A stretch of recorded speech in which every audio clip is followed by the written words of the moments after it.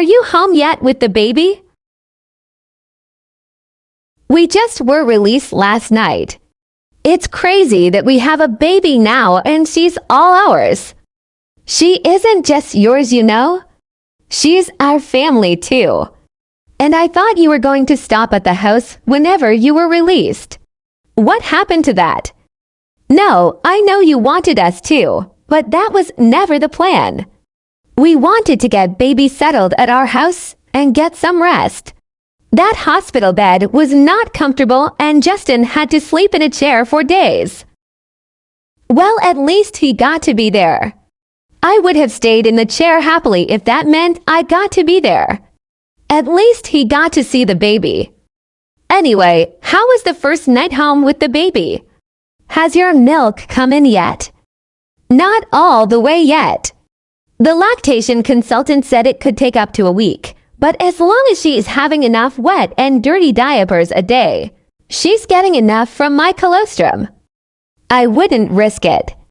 I got you all of that formula. You should be making her bottles at least until your milk is all the way in. What if she isn't getting enough?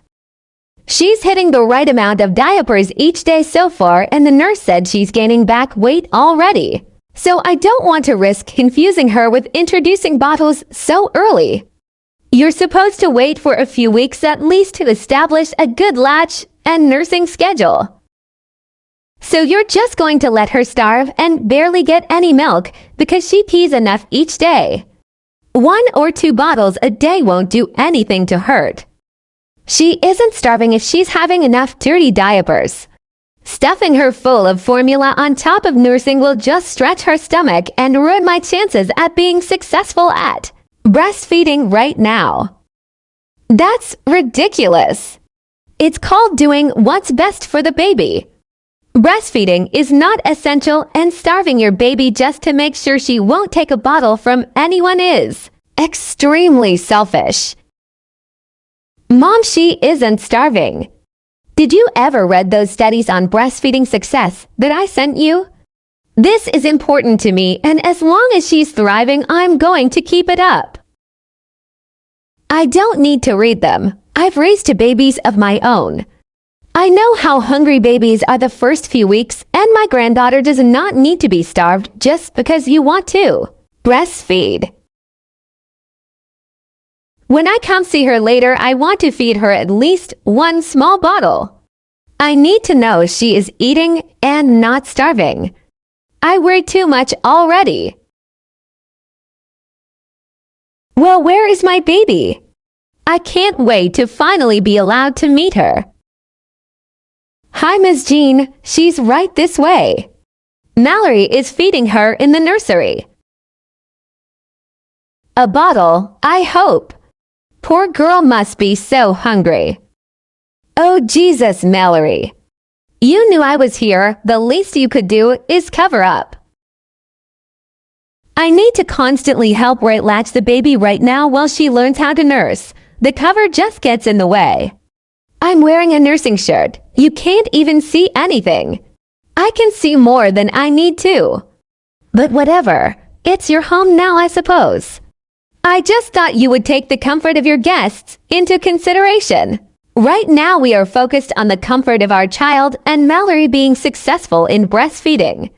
Seeing some skin never hurt anyone. Justin, you probably shouldn't even be in here. Just because you two made a baby doesn't make it okay for you to see my daughter, Annette Led, before you're married. Why don't you go get us some drinks until Mallory is done with this? He's her father. He doesn't need to leave while I nurse her. Breastfeeding isn't a sexual act. It's normal. It's fine, Mallory. You need to drink some more water anyways. I'll go run to the kitchen and get you some. The baby monitor is on, so just say if you need anything else. So is that just a show, or is he actually helping with the baby? He's wonderful with her.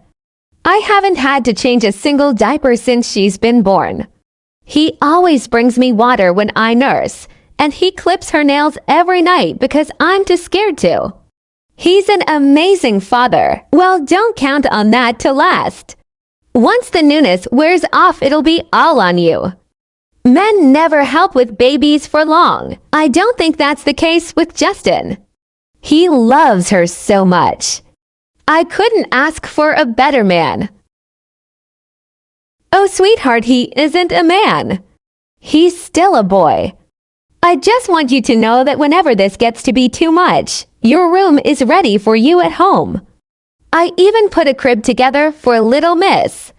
Once this situation turns ugly, you can always come home. Thank you, but that isn't going to happen. Even if something were to happen between Justin and I wouldn't be moving back home. So you would rather be homeless than live with your actual family again? I put a nursery together and everything. You kicked me out once. How could I trust you wouldn't do that again? There's no reason to even talk about this, because it isn't happening. But just give me a minute so I can go lay the baby down in her crib. She fell asleep. Well, can't I hold her? I came all this way. I'd like to hold her and get a picture or two. That's fine. Just please don't wake her up. She hasn't slept longer than 20 minutes at a time today. Mom, did you smoke before you came over? What? Of course not. Mom, seriously. I can smell the cigarette smoke halfway across the room. You know she's premature and her lungs aren't as strong as other babies. She can't be breathing that in. Oh, that's ridiculous. I haven't smoked all day. The smell cannot be that strong. I used to smoke when you were a baby and you're fine. A little smell won't hurt the baby. I'm not fine. I have asthma. Probably from you smoking right next to me when I was a baby. I'm not going to risk her having any more lung damage. If you want to go home and shower and get changed, you can come back and hold her, but not when you smell like smoke. You are being completely unreasonable. I came all this way to see the baby, and once again you come up with reasons as to why I can't hold her or spend time with her. I'm sure you've had no problem letting Martha hold the baby, have you? You're just punishing me for no reason. Well, what's going on? Why are you yelling right next to the baby? She's mad I won't let her hold the baby because she smells like cigarettes. Jean, it's nothing personal. We are just doing everything we can to keep baby's lungs as healthy as possible. We told you not to smoke before seeing the baby. You are children. You don't get to tell me, a grown-ass woman, what to do or not do. You're both being extremely childish. Jean, I respect that you are Mallory's mom, but if you are going to yell and insult me or Mallory, you need to leave. This is not an environment I want my daughter in. Please go. Fine, I'll go. And I won't be back, trust me.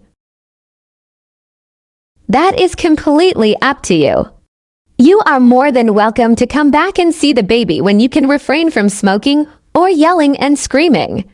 Let me go ahead and walk you out.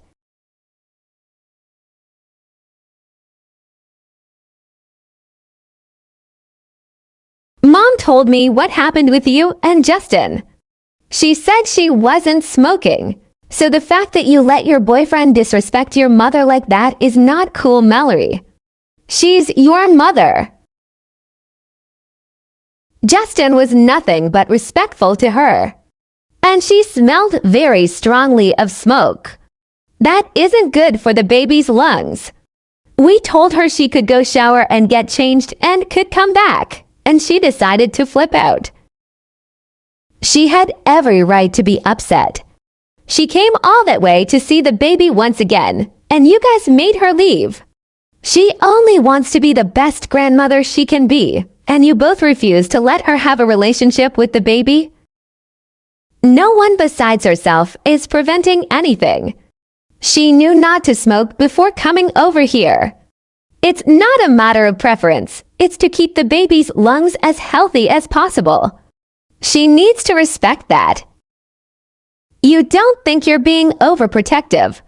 What are you going to do when you go out in public and people are smoking? Make them shower and change.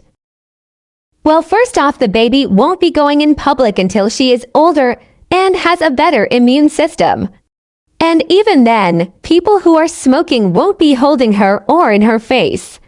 That's very different than this situation. I'm just saying, she's your mom. You only get one mom, and that's it. All she wants is to be involved. She feels left out as it is because you live there and won't come home. I get she freaked and kicked you out at first, but come on. It's time to forgive her. I have forgiven her for that. I understand she has some trauma with this type of thing because of what Grandma did when she first got pregnant. But she doesn't get to overstep the boundaries we laid down. We are parents now too. She doesn't have trauma from Grandma. If anything, she has trauma from your dad. You may want to cut her some slack.